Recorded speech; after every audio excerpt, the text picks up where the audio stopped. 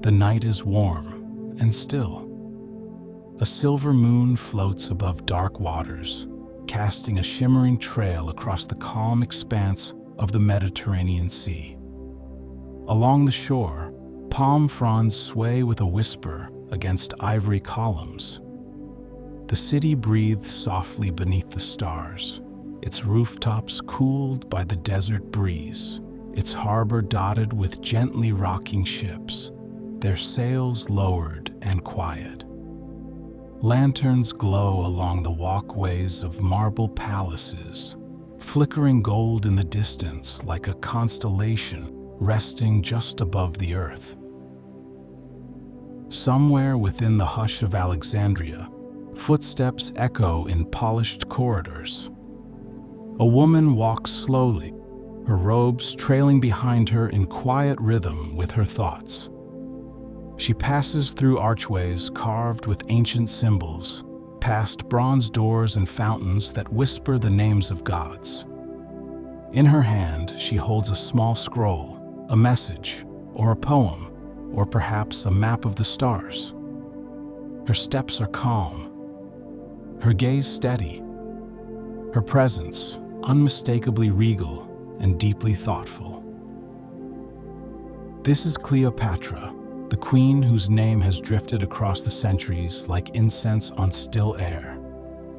The stories around her are many, filled with intrigue, power, diplomacy, love, and silence.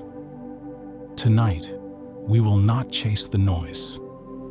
We will walk slowly, gently, through the quieter truths of her life, along garden paths, through fragrant halls, beside moonlit waters, and into the deeper places of her world. A world of scrolls and scholars, of jasmine and sandalwood, of whispers in many languages, and choices made beneath the stars. Welcome to Sleepy Journeys, the podcast designed to lull you into a peaceful slumber with soothing stories through time, luminaries, and wonder. Whether you're winding down after a long day or simply looking for a peaceful escape, you're in the right place. My name's Jack, and I'm so happy to have you here with me. Each night on Sleepy Journeys, we set off together on gentle adventures designed to soothe your mind and ease you into rest. You'll find journeys through history, comforting fairy tales, myths and folklore, inspiring famous figures, and the rich world of music history. Wherever your curiosity takes you, there's a dreamy Sleepy Journeys show for you. Tonight, we're going to embark on a gentle journey through Cleopatra, the Egyptian queen. And just before we fully drift off, if you're enjoying Sleepy Journeys, go ahead and tap follow or subscribe on whatever platform you're joining me on, and sign up to my newsletter at sleepyjourneys.com. That way, you won't miss any of my upcoming sleepy adventures. Now, take a deep breath, and let's begin. In the quiet heart of ancient Egypt, long after the builders of pyramids, and long before the rise of minarets, a young girl walked beneath the colonnades of the royal palace. She listened to the murmur of Greek, Latin, Egyptian, and Aramaic as they flowed like water through the halls of Alexandria. She studied the names of stars, the cadence of law, the shape of empire. The world around her shimmered with light, candlelight, sunlight, and the inner light of understanding. That girl would grow into a queen. Her story is written in gold and ink, in shadows and stone, and tonight, we'll follow its soft path, slowly, quietly, as Cleopatra moves through time, her sandals brushing ancient floors, her voice still echoing beneath the ever-turning sky. In the stillness of an Alexandrian dawn, as the city's marble walls caught the first light of the sun, a new life quietly began within the palace. The palace grounds were hushed in that early hour, with the gardens holding onto the coolness of night and the breeze carrying a faint scent of lotus blossoms and myrrh. Somewhere within those echoing chambers, behind veils of linen and doors carved with the emblems of the gods, a child opened her eyes to the world. This child was Cleopatra, born into the line of the Ptolemies, a dynasty that had ruled Egypt since the days of Alexander the Great.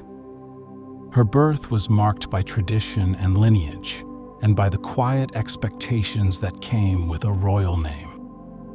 The Ptolemies, though Macedonian Greek in origin, had become deeply woven into the tapestry of Egypt's long history, adopting its customs, presiding over its temples, and walking its sacred paths with measured steps.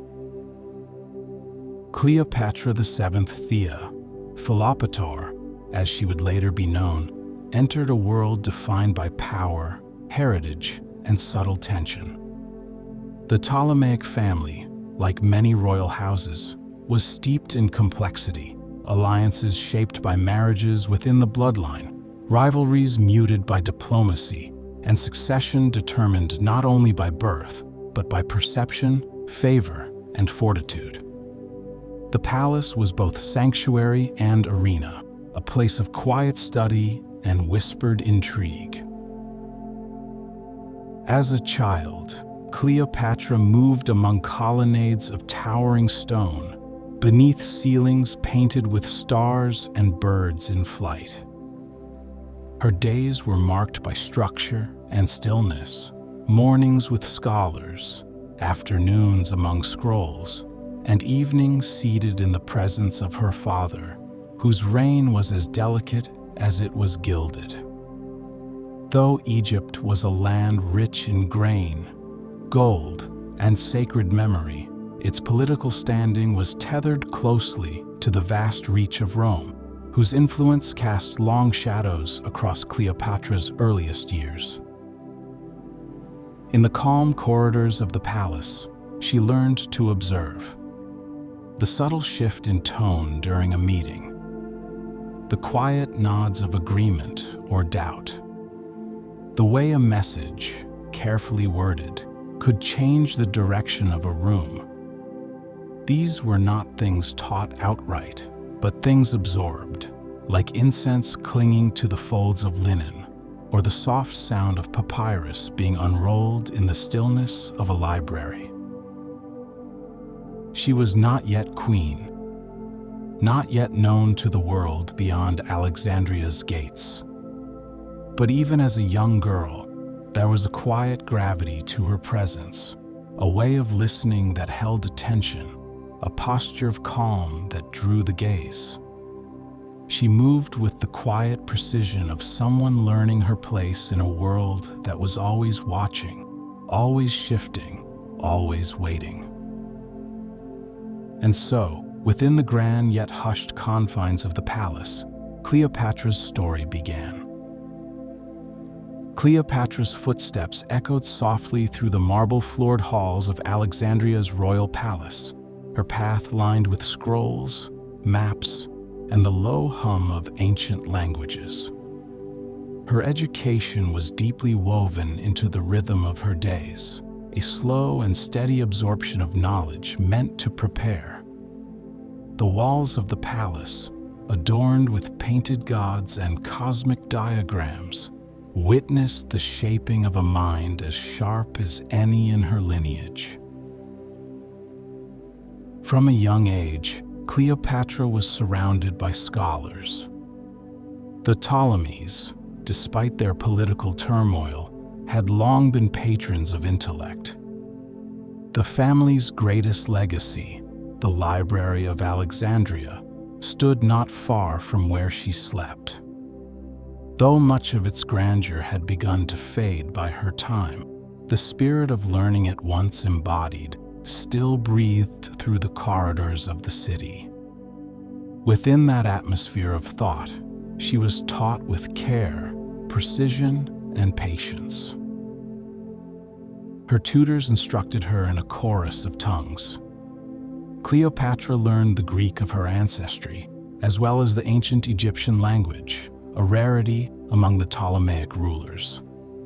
She would go on to master Latin, Aramaic, Hebrew, Parthian, and likely several dialects beyond. Her ability to listen, understand, and respond in the languages of others was a skill honed with intention, practiced like music, refined like sculpture. Mathematics, astronomy, philosophy, and politics were part of her daily curriculum. She studied the movement of planets as meticulously as she did the structure of law. Her days were shaped by inquiry, questions posed at dawn, answers contemplated through dusk. She listened to tales of distant lands, traced the flow of the Nile on papyrus maps, and examined the threads of alliances and empires. In quiet rooms scented with parchment and oil, she grew in knowledge and wisdom. There was also poetry, verses that told of stars and gods, of river reeds and heartbreak, of queens who once ruled with both grace and gravity. Cleopatra read these and understood how language could move hearts as well as minds, how rhythm and tone could speak when silence might fall short. The world around her offered its own lessons. Alexandria itself became a living classroom, with its harbors, its lighthouses, its mix of Egyptian, Greek, Jewish, and Roman communities. Walking through its streets, she would have heard the languages she was learning spoken in markets and temples, sung in songs, whispered in prayer. The city's rhythm, layered and complex, taught her the harmony of difference. She was a princess, yes, but one being shaped not just for ceremony, but for sovereignty. The legacy of her family rested not only in crowns, but in ideas. And Cleopatra, in the stillness of study and the quiet discipline of thought, prepared herself to carry that legacy forward. At the edge of the Nile Delta, where river and sea meet in a gentle embrace, Alexandria rose like a vision, luminous, harmonious, and quietly powerful. It was a city of marble and mathematics, of breezes scented with spice and salt. Built on the dreams of conquerors but shaped by philosophers and merchants, Alexandria shimmered beneath the sun and sighed beneath the stars, a place where thought and trade mingled as naturally as wind and water. In Cleopatra's time, the city had already lived through centuries of greatness. Though no longer at its full height, it still held a presence unlike any other. It was here that the queen walked, softly and often, through its courtyards and colonnades. Here that she listened to the slow pulse of the harbor and the quiet stirrings of her people. The city was more than capital. It was companion, mirror, and muse. The streets wound gently past villas and temples, their surfaces polished smooth by countless feet.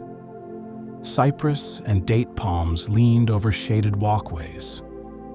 Vendors arranged bright fruits in woven baskets, while fishermen mended their nets in rhythmic, looping movements. The sea, never far, added its hush, the waves kissing the stone quay, the calls of gulls carried on the breeze. In the markets, the air was thick with scent, sandalwood, sesame, saffron, and myrtle. Copper pans caught the sunlight, hanging from wooden beams. Painted pottery lined stalls in neat rows, and garlands of garlic and herbs swayed beside stalls of scrolls and spices. Shoppers moved slowly, robes brushing against one another, words exchanged in low tones across languages: Egyptian, Greek, Latin, Phoenician, all blending into a warm hum. Along the city's great thoroughfares, statues rose from their plinths with quiet grandeur, philosophers deep in thought, gods in calm repose, and past rulers carved in stoic poise. Gardens grew within the walls of homes and courtyards, filled with flowering acacia, papyrus pools, and citrus trees heavy with fruit. At midday, when the sun stood highest, the city seemed to pause. Shadows drew long beneath the colonnades. Fountains sang softly in stone basins. Children played in the shade while scribes leaned over scrolls with careful hands. In the evenings, Alexandria turned golden. The last rays of sunlight touched the rooftops, and lanterns were lit in windows and along promenades. The harbor sparkled with the reflection of flames, and ships at rest swayed gently in the water, their sails folded like sleeping wings. Music drifted from open courtyards, the soft twang of stringed instruments, the low beat of hand drums, the murmur of voices rising and falling with ease. Cleopatra's city was alive. Its rhythms were the rhythms of tide and thought, of sunrise over stone, and quiet conversation beneath the stars. Alexandria welcomed all, scholars, sailors, poets, and queens, with its open arms and watchful eyes. Cleopatra, walking slowly through its heart, absorbed its grace like breath. She moved with it, as part of it, a queen shaped by the living, breathing jewel of the Nile itself. At the edge of Alexandria's harbor, where the sea meets stone with a steady hush, a great light once turned slowly through the night, a beacon of calm and wonder. The Lighthouse of Pharos, one of the 7 wonders of the ancient world, stood like a guardian of the city, tall and serene, guiding ships through fog and starlight. Its flame, magnified by polished bronze mirrors, cast its golden reach across the water, flickering gently against sails and waves. It was a marvel of engineering, a symbol of presence, a quiet sign that wisdom and welcome lived nearby. Cleopatra would have known this light well. She would have watched it from the palace balconies, its glow softening the horizon, and from the deck of her royal barge, gliding silently through the harbor at dusk. The lighthouse reminded her, as it did her people, that Alexandria was a place where land met sea and thought met sky, where everything distant could, with time, arrive safely. Just beyond the harbor, nestled deeper within the city, was another beacon, one that shone with knowledge. The great library of Alexandria, though diminished from its original glory, remained a quiet sanctuary of wisdom. It held thousands of scrolls gathered from across the known world, works of philosophy, mathematics, poetry, astronomy, medicine, and more. In its courtyards, students and scholars moved slowly, scrolls in hand, thoughts deep and unhurried. Cleopatra held the library close to her heart. She walked its halls as learner. The scrolls she touched told of stars and seasons, of healing plants in distant lands. They whispered the voices of thinkers long gone: Pythagoras, Sappho, Homer, Herodotus. She did not simply read these names, she listened to them, understood them. and quietly added her own thoughts to their ongoing conversation. It was said that she commissioned translations, preserved rare texts, and supported the scribes who worked late into the night, copying each word with steady hands and unwavering attention. To Cleopatra, a city without knowledge was a vessel without wind. And so she nurtured learning, for the passing of quiet truth from one mind to another, like light passed from lantern to lantern. Visitors to Alexandria, even those of great power, were drawn to these places. They sensed what Cleopatra already knew, that wisdom did not need to shout. That strength could be luminous and enduring and still. The lighthouse and the library stood like bookends to the city, one guiding sailors across dark seas, the other guiding thoughts across time. Between them, Cleopatra ruled, walked, and dreamed. With each step she took along their echoing corridors, her own legacy was quietly being written as a memory of a queen who cherished the light. In the hush of early morning, when the city still lingered in shadows and the air was cool with sea mist, Cleopatra sat quietly beside a low table, her gaze fixed on a papyrus map stretched across its surface. Her hand rested gently over the Nile's winding path, fingertips tracing the river that had shaped the land, her people, and now her rule. She had not yet reached her full power, but the weight of possibility rested on her shoulders with the subtle pressure of silk.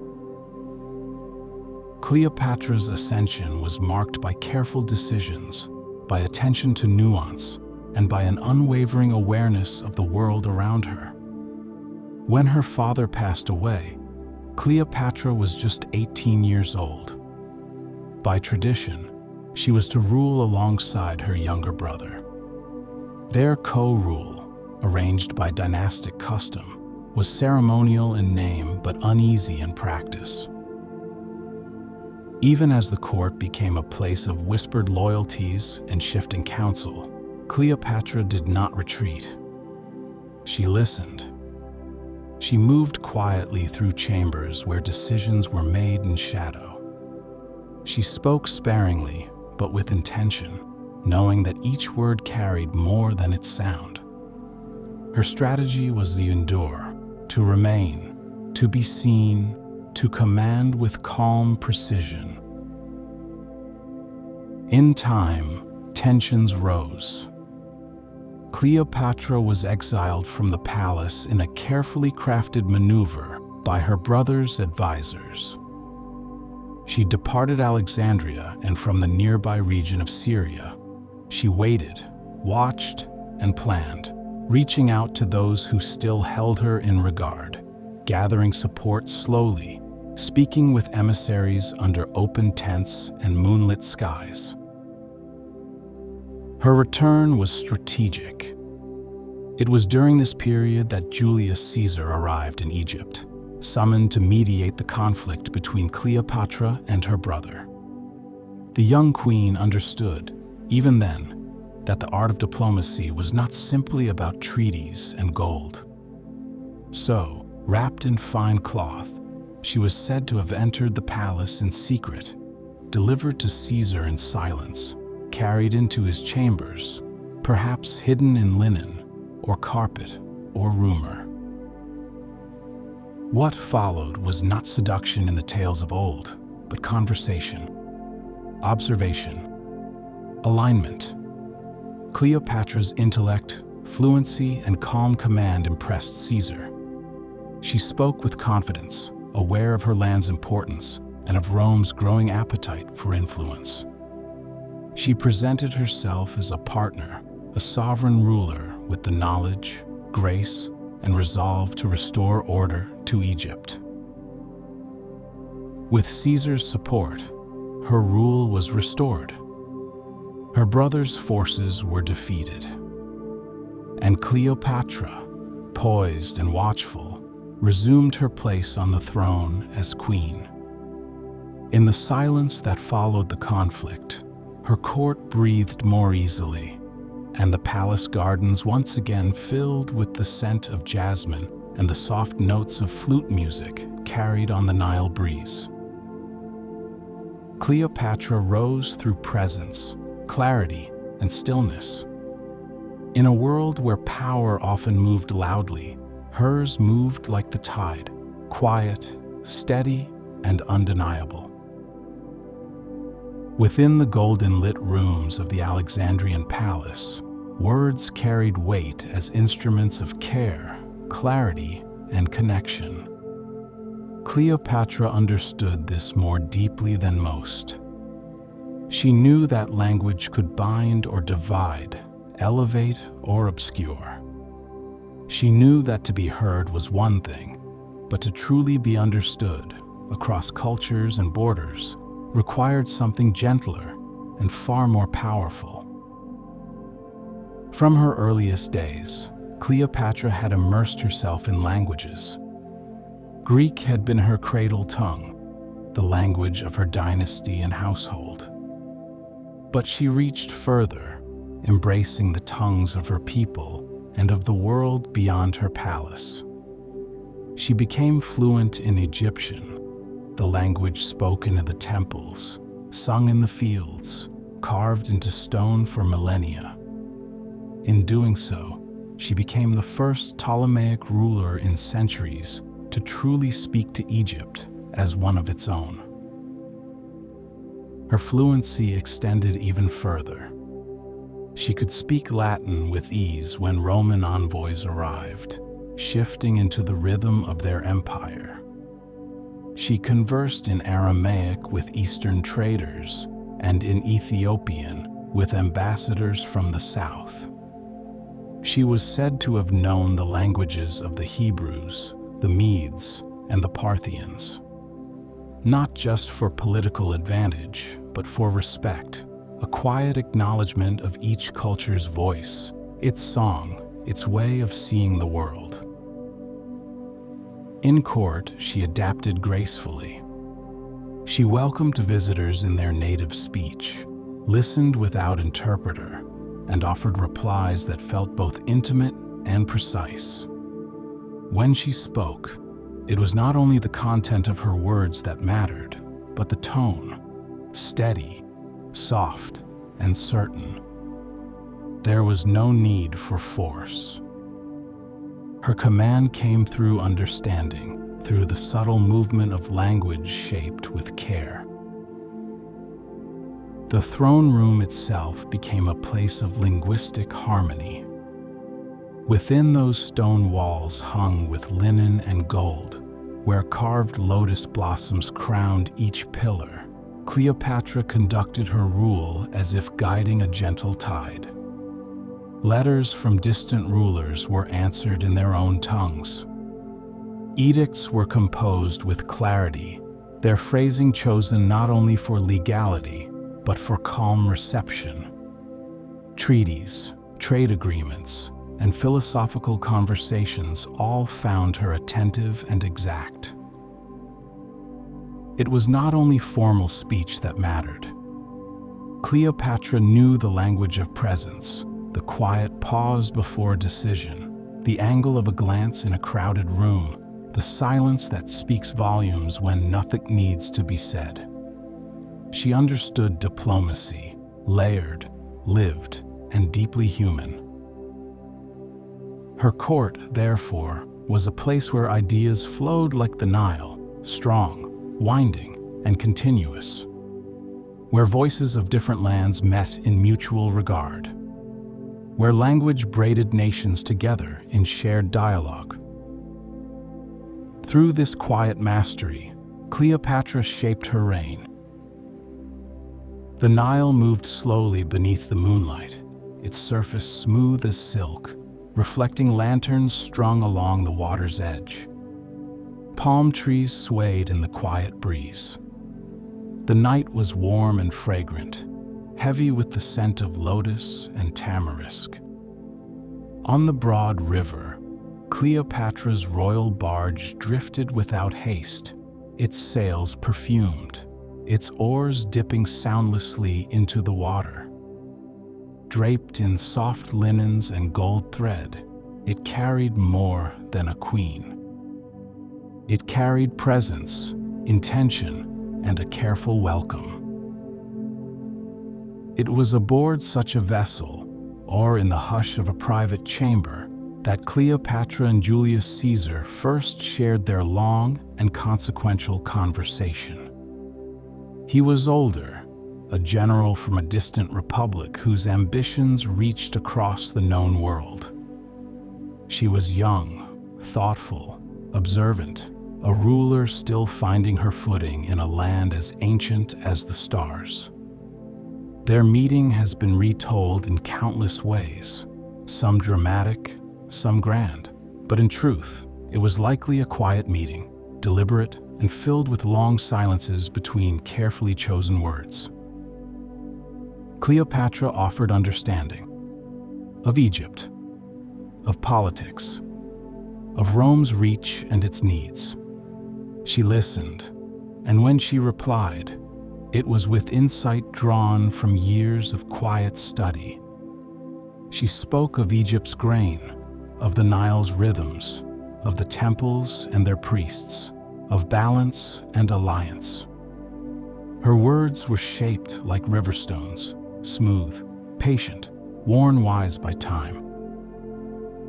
For Caesar, weary from war and Roman turmoil, Cleopatra represented not just political advantage, but a rare stillness.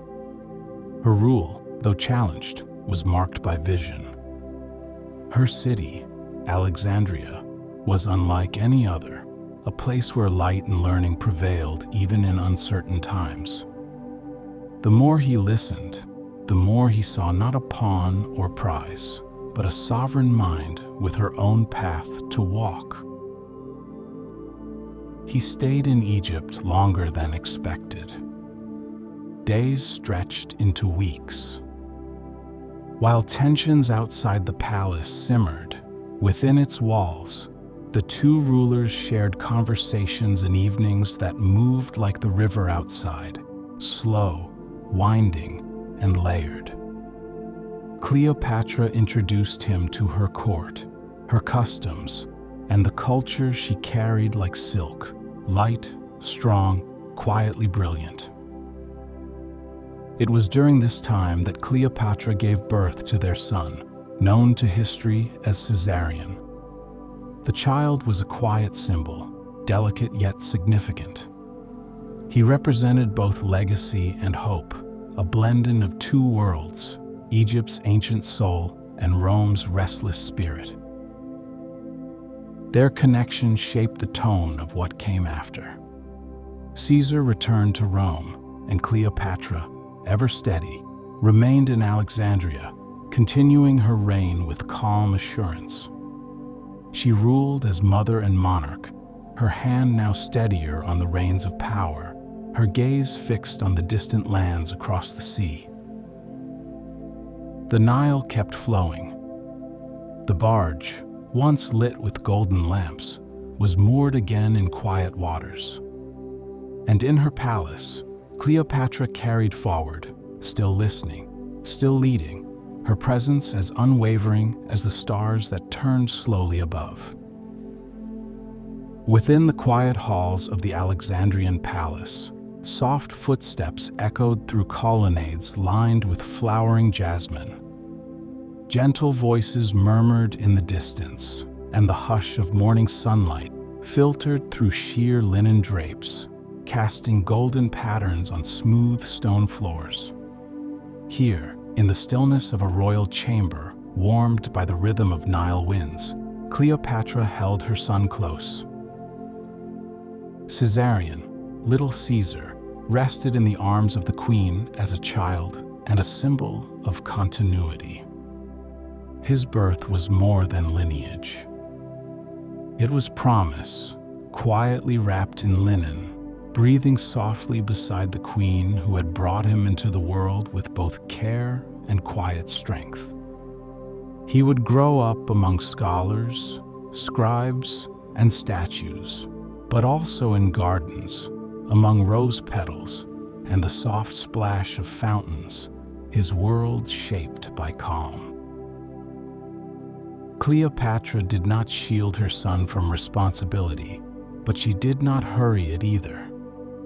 In the slow rhythm of their daily life, there was space for learning, letters spoken gently in the mornings, stories read aloud by lamplight in the evenings. She chose tutors who valued clarity and kindness, who could guide Caesarion through the arts of statecraft and the subtleties of diplomacy, as she herself had once been guided. Within the palace, they shared moments of quiet joy.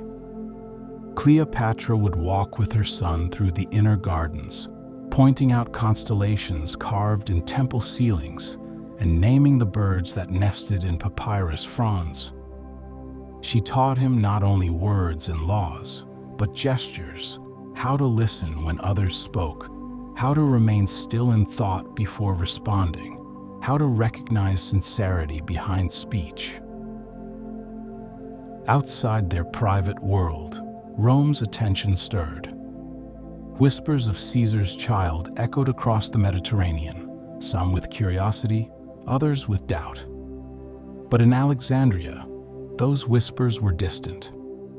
Cleopatra focused on what she could shape: her court, her land, and the boy who played among scrolls and stargazers beneath her steady gaze. Caesarion grew in a palace built on marble and meaning. His days moved like the river, smooth, with the occasional bend, and though the world around them swirled with shifts and shadows, Cleopatra maintained a haven of peace. She understood the tides of power, but she also understood the deeper currents of presence, of care, of grounding a future in gentle knowledge. In the evenings, after the lamps were lit and the city glowed with the hush of night, Cleopatra would often sit beside Caesarion as he slept. The sounds of Alexandria drifted through open windows, a distant lyre, the lapping of water, the soft murmuring of temple chants. She watched the rise and fall of his breath, her thoughts lingering on what he might become. A ruler, perhaps. A bridge between worlds. But most importantly, a soul raised in stillness, in reflection, and in the kind of quiet dignity she had spent her life cultivating.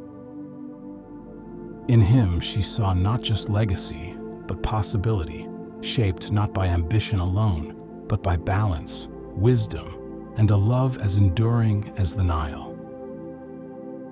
The waters near Tarsus shimmered in the golden warmth of late afternoon, the sun dipping slowly behind a veil of soft clouds.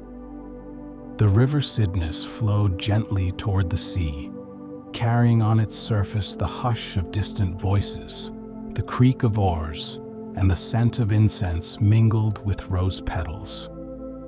Anchored there, amid the hush of reeds and reed song, was a vessel unlike any other, Cleopatra's barge, floating like a dream stitched in silk and gold.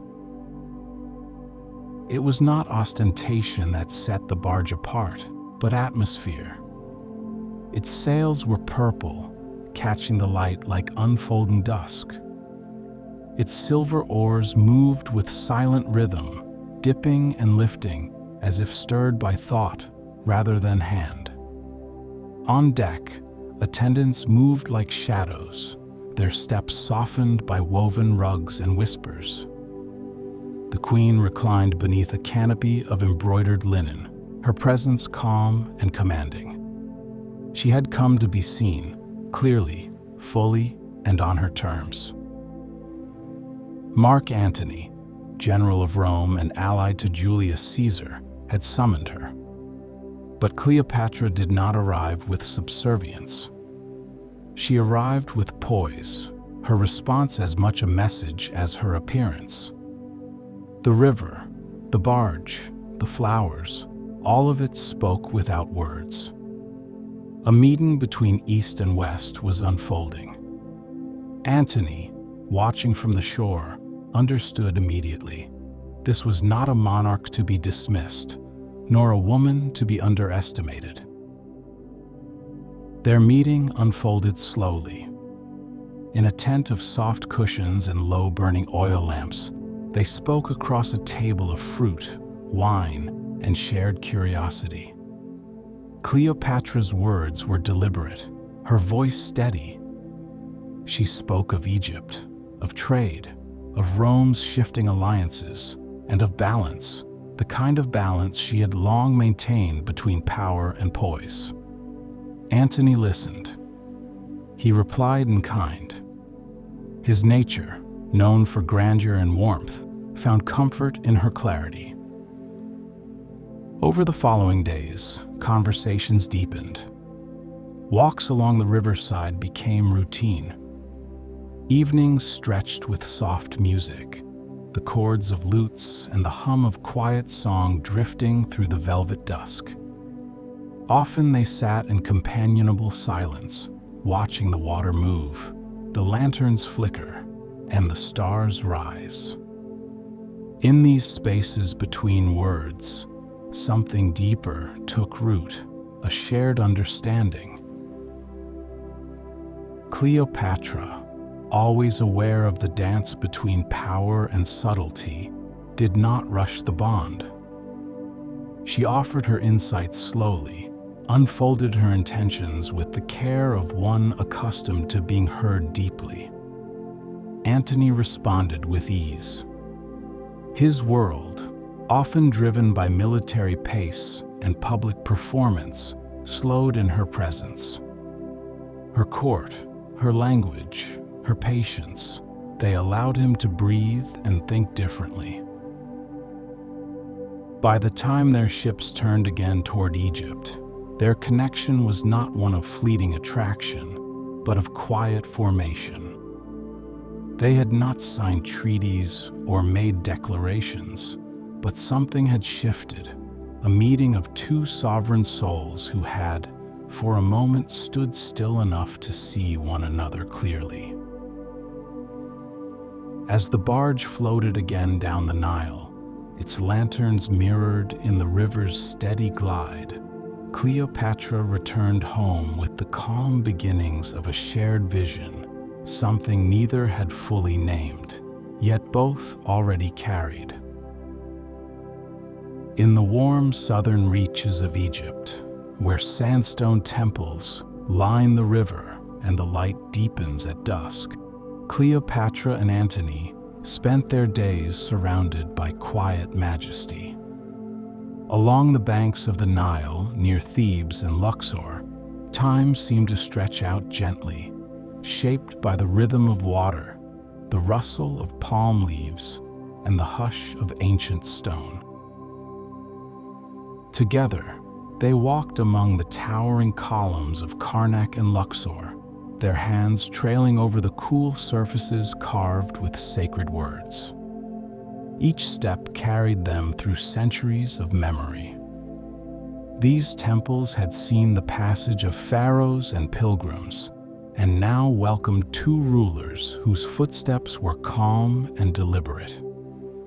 The shade between the pillars was soft, and their voices, when they spoke, echoed upward with clarity and ease. The sacred spaces held them in a kind of stillness.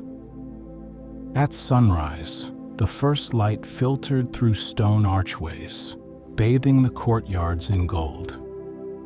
In the evenings, they offered incense in quiet reverence, letting the smoke drift skyward in spirals. Their offerings were made side by side, a gesture of unity, woven into the daily rhythms of their presence in these ancient places. Their court moved at a tranquil pace. Meals were taken outdoors beneath woven canopies, with the sounds of the river nearby and warm breezes carrying the scent of citrus and flowers. Soft music played as the day faded into evening, the gentle strum of lutes, the low hum of handheld harps. The atmosphere was one of calm company, where conversations rose and fell naturally, guided by trust and familiarity. In this environment, decisions were shaped. Cleopatra and Antony met with envoys in shaded courtyards, received messages from across the Mediterranean, and spoke often with advisors. Their voices carried the tone of shared purpose. They wrote letters together, their thoughts aligned, and looked ahead with clear intention, grounded in their connection and the land around them. Luxor offered more than peace. It offered perspective. From the high terraces overlooking the Nile, they watched the river move beneath a sky filled with cranes and fading light. The slow movement of the water, the steady return of stars each evening, the presence of monuments that had stood through countless seasons, all of it reminded them of the lasting shape of time and presence. As night fell and lanterns were lit along the stone walkways, the palace grew still. Cleopatra and Antony stood often in silence, watching the horizon, sharing the quiet. Their alliance had taken root in this gentle rhythm of shared days, moments shaped by patience, observation, and a deepening trust that continued to grow. Their time in Luxor lingered like incense in the air, steady, fragrant, and full of meaning. Even as the days passed, each one felt suspended in softness, gently laid into the wide tapestry of the life they were building together. The palace rested in a state of deep quiet. Along its shaded halls and flowering gardens, each moment unfolded with unspoken understanding. The Nile moved steadily beyond its walls, and the sky above Alexandria glowed with the golden softness of late afternoon. The days grew warmer. The air inside the palace was still, filled with the scent of cedarwood and rosewater, and every breath seemed to settle into the stones. Cleopatra moved through her familiar spaces with a quiet sense of purpose. She paused often in the colonnades where vines had begun to bloom again, and in the chambers where she had once received scholars, envoys, and poets. The sounds of sandals on stone, the rustling of linen, and the gentle murmur of voices formed the soft rhythm of her remaining days. The palace was steady around her, holding memories in every wall and doorway. Each morning began with calm ritual. Incense was lit in the eastern rooms, and simple offerings were placed before statues that had stood watch for centuries. Her attendants moved gracefully, aware of the stillness that shaped each hour. Scrolls were brought to her table, and she read them slowly, the light from the windows falling across the ink with delicate warmth. Birds nested in the garden trees, and their songs rose and fell like breath through the open air. She spent time in the balconies overlooking the sea, where the sky opened wide above the quiet harbor.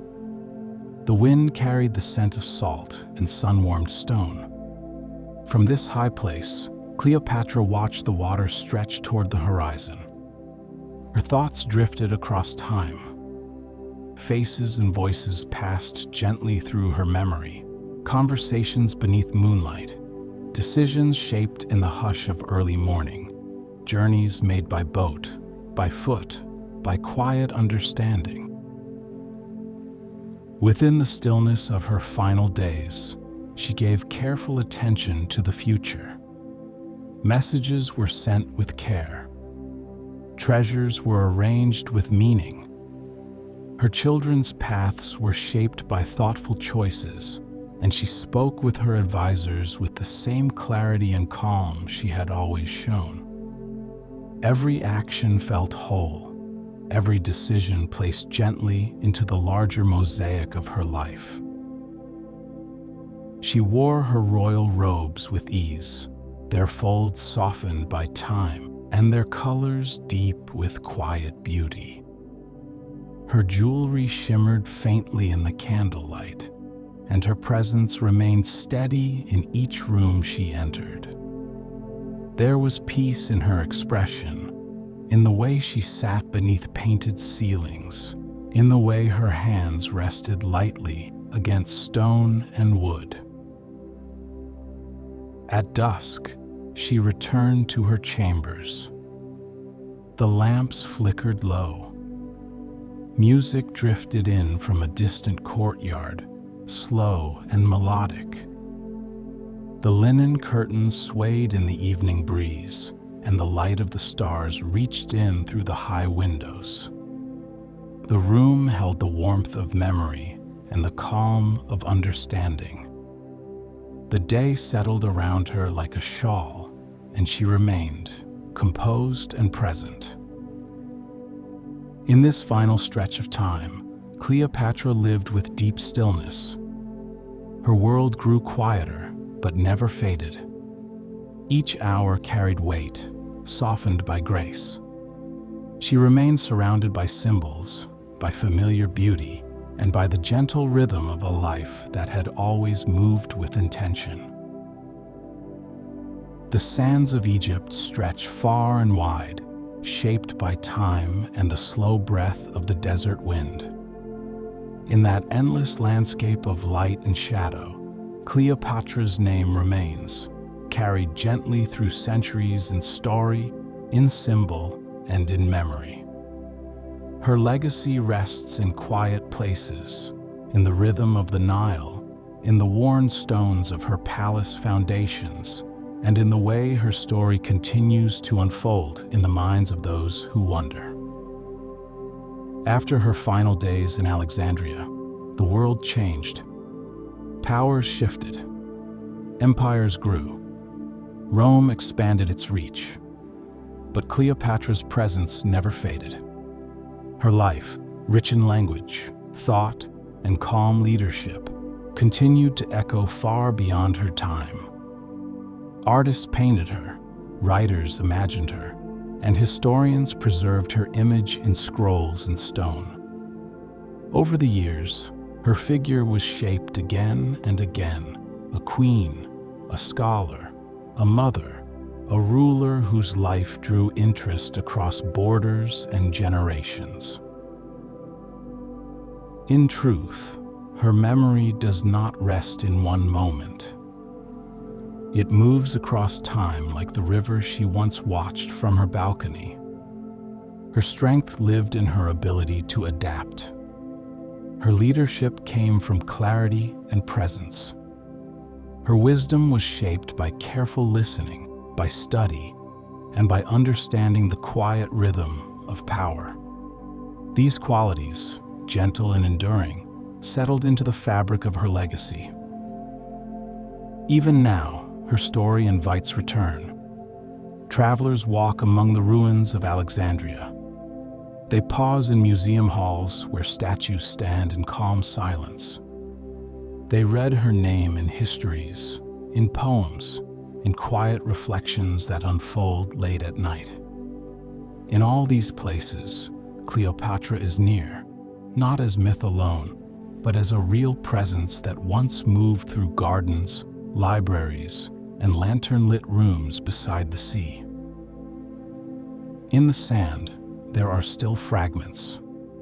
Beads from necklaces once worn in palace halls. Bits of glass from vessels that held perfumed oil. Coins bearing her likeness, the lines of her profile still visible after all this time. These are soft reminders, delicate traces of a life lived with care and intention. Her children's names are remembered, her alliances studied, her decisions considered with renewed attention. Scholars continue to uncover letters, inscriptions, and stories that deepen the understanding of her world. She remains a figure of quiet fascination, drawn from the steady presence she held across her reign. In the desert twilight, when the wind moves gently across the dunes and the light turns amber and rose, Cleopatra's name drifts once more into the air. It settles softly into the sand, into the water, into the thoughts of those who pause long enough to listen. Her story continues, carried forward like a hush between verses, like the last breath of a lullaby, still warm with memory. The sky over Alexandria softens once more, its colors fading from gold to lavender to quiet dusk. The Nile continues its steady course, reflecting the last glimmers of starlight as it moves past the banks where gardens once bloomed and palace walls once stood tall. Along its edges, the wind carries only the faintest sounds, the rustle of reeds, the hush of distant waves, the lingering breath of history held in warm air. In this stillness, the world of Cleopatra grows gentle again. Her footsteps recede softly into memory, across mosaic floors, through shaded corridors, beneath painted ceilings that once held the stars in their designs. Her voice, shaped by so many languages, now floats like a trace of incense, delicate, fragrant, and calm. She remains within the quiet of the city, within the rhythm of the river, within the heart of a time long past, yet never lost. As we drift away from her story, we do so slowly. The halls of her palace fall quiet again. The gardens settle into the hush of evening. The lamplit barge once seen on tranquil waters fades from view. Her presence remains, in the soft echo of knowledge carried gently forward, in the memory of a ruler who guided with insight and grace, whose strength flowed not from display, but from depth. Let yourself return now to the calmness of your own space. Breathe in and breathe out.